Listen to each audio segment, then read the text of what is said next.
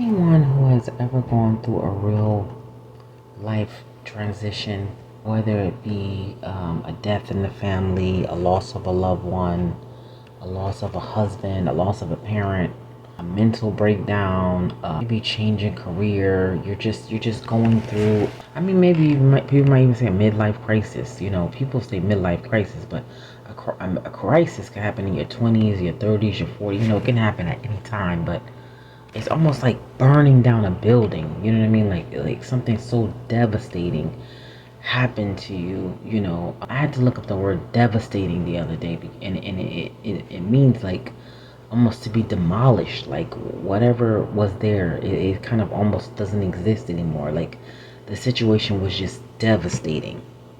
And I'm going to speak for myself. I think I'm going to do a new series where I do my testimony every Wednesday.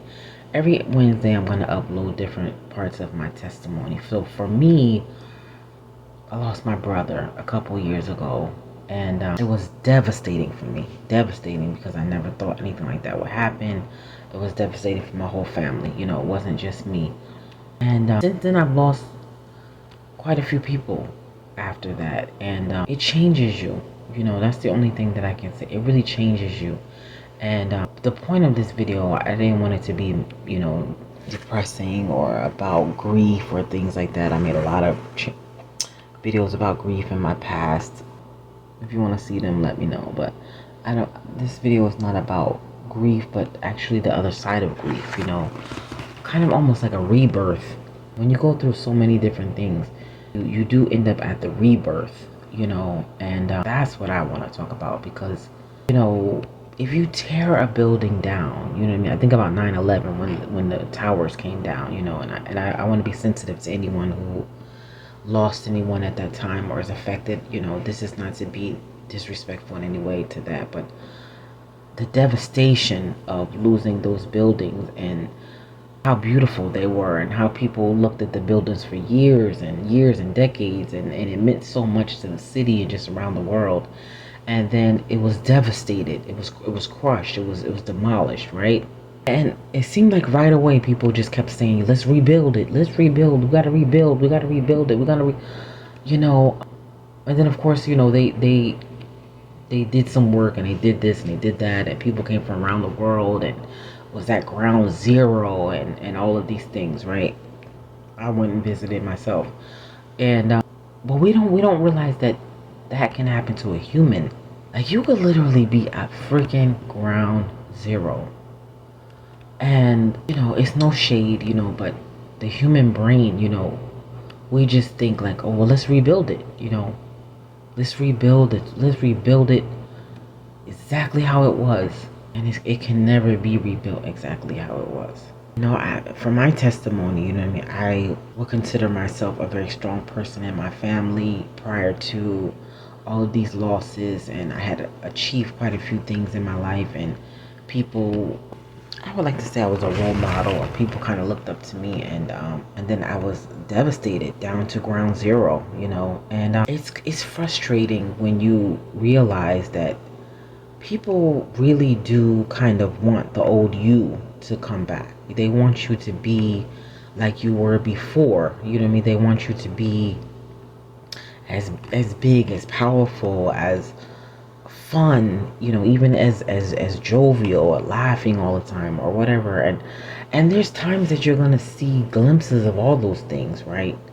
But I'm not gonna be the same exact, I can't be the same exact person before the devastation.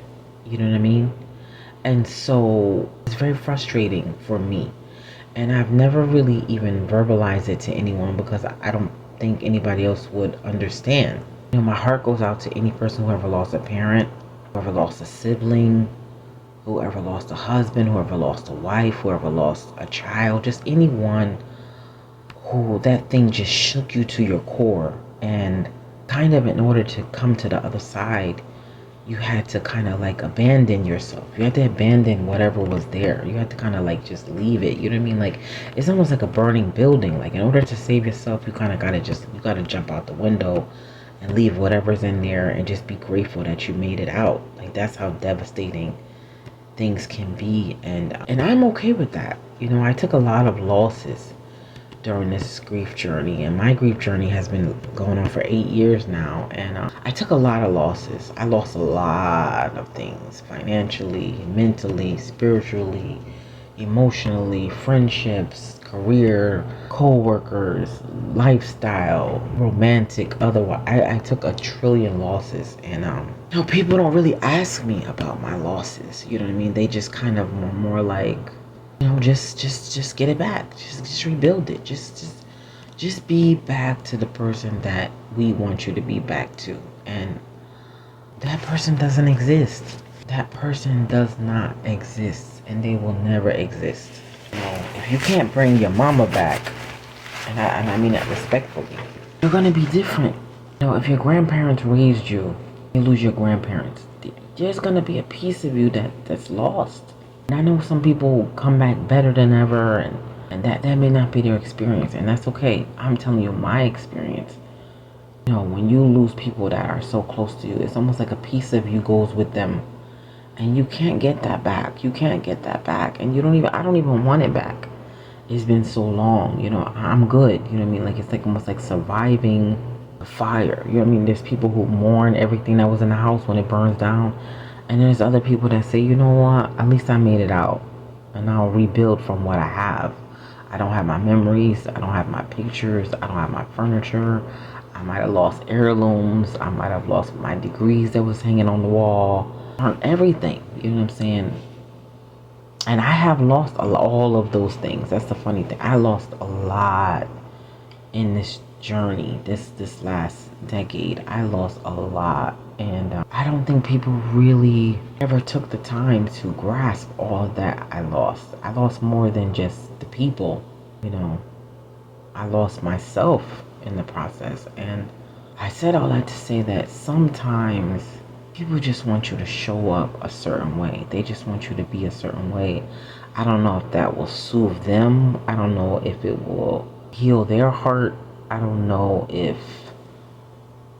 what it will do for them, but they want that so bad. They want you to be back how you were.